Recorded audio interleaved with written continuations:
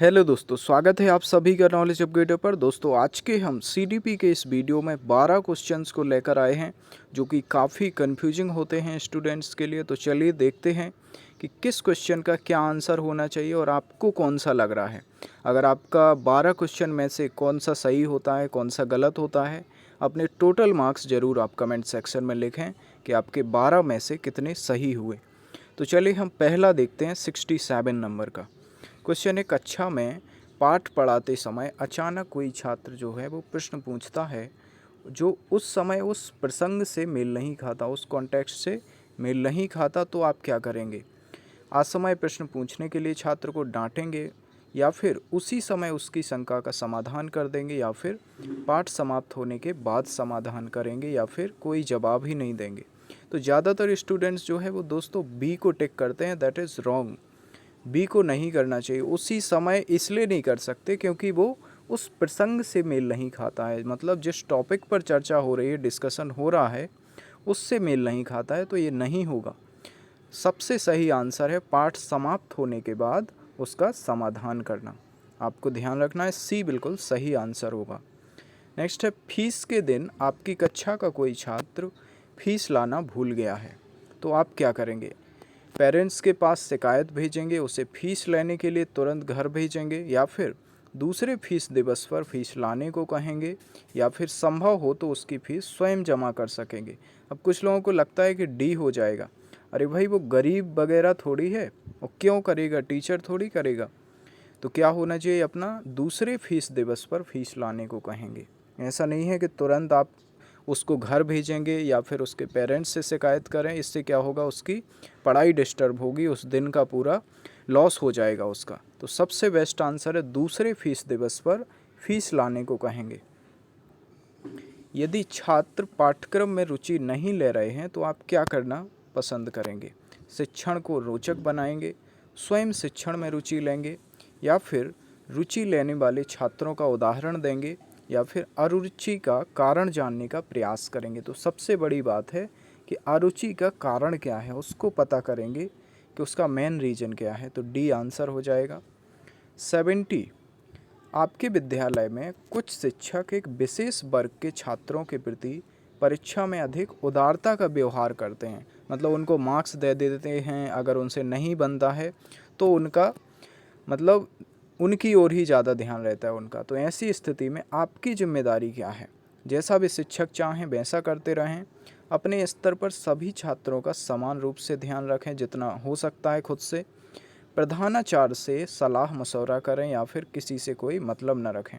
देखिए, सबसे best option है अपना सी नंबर का, और तो कोई नहीं है। सी सबसे बेस्ट है कि प्रिंसिपल से सलाह मशवरा करें, क्योंकि ये गलत बात तो है, क्योंकि आगे जो है उन स्टूडेंट्स को बहुत प्रॉब्लम होगी।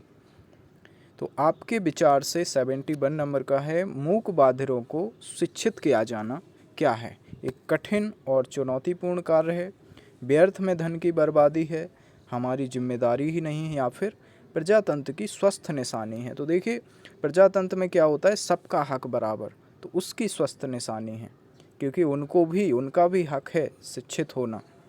तो डी सही आंसर है। 72 को देखते हैं, कठिन प्रयास के बावजूद सफलता न मिलने पर मैं क्या करूँगा? सब भाग्य का खेल मानती हूँ, इसे सदा के लिए भूल जाना चाहती हूँ, कि जो मुझे जो असफलता मिली है उसको मैं भूल जाऊँ। आगे प्रयास करना समय की बर्बादी समझती हूँ, या फिर पुनः नए उत्साह के साथ प्रयास करती हूँ, मतलब दोबारा से शुरू करते हैं कहानी को और एक नए उत्साह के साथ, नए जोश के साथ। तो बिल्कुल डी अपना सही हो जाएगा। अब आते हैं 73 नंबर पर। यदि कहीं राजनीतिक बहस हो रही है तो आप क्या करेंगे? उसमें सक्रिय रूप से भाग लेंगे, उधर ध्यान नहीं देंगे, सुनेंगे और आनंद लेंगे, या फिर एक पक्ष की मदद करेंगे? ये क्वेश्चन बहुत कन्फ्यूजिंग है दोस्तों, काफ़ी स्टूडेंट्स इसको गलत कर देते हैं। आपको क्या करना है, देखिए, शिक्षक के लिए पूछा गया है कि अगर कहीं राजनीतिक बहस हो रही है तो शिक्षक क्या करेंगे? उधर ध्यान नहीं देंगे। This is best option B. 74 है, आजकल विद्यालयों में योग प्रशिक्षण पर विशेष ध्यान देना आपके विचार से क्या है? समय की बर्बादी, एक अच्छा प्रयास, छात्रों पर अतिरिक्त भार, या फिर अध्यापकों पर अतिरिक्त भार? तो सबसे बेस्ट ऑप्शन है एक अच्छा प्रयास। ये सबसे कठिन क्वेश्चन था, मतलब सरल था। मेरी रुचियों का समूह है, इसका देखिए क्या आंसर हो सकता है। मेरी रुचियों का समूह है, डाक टिकट संग्रह, उपन्यास पढ़ना, मशीनें ठीक करना। देखिए इसमें आपको ज़्यादा कंफ्यूज नहीं होना है, सी जो है वो बिल्कुल सही आंसर है। आप लोग इसमें से कोई भी टिक कर रहे हैं तो भी सही हो सकता है।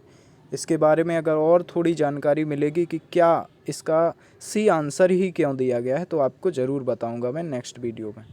तो इसमें आपने अगर कोई भी टिक किया है तो आप समझिए आपका सही है, ठीक है। सी आंसर होता है फिर भी, क्योंकि उसके जो ऑप्शन हैं उसमें आप क्या कर सकते हैं, आप तो कुछ भी कोई भी सिलेक्ट कर सकता है। विकलांगों की शिक्षा भी सामान्य बच्चों के साथ होनी चाहिए। क्यों होनी चाहिए भाई? क्योंकि वे सहानुभूति के पात्र हैं। तो ये नहीं करना है, इससे वो अपने आप को कमज़ोर सोचेंगे। उनमें सामान्य जीवन जीने का एक साहस आता है कि जैसे सभी लोग मतलब जीवन जीते हैं वैसे ही हम भी जी सकते हैं, अपने आप को कमज़ोर नहीं समझें। भी किस्मत के मारे हैं, कितनी गलत बात लिखी है। उनके लिए अलग व्यवस्था संभव नहीं हो सकती, ये भी गलत है। तो बी जो है दोस्तों सही आंसर है।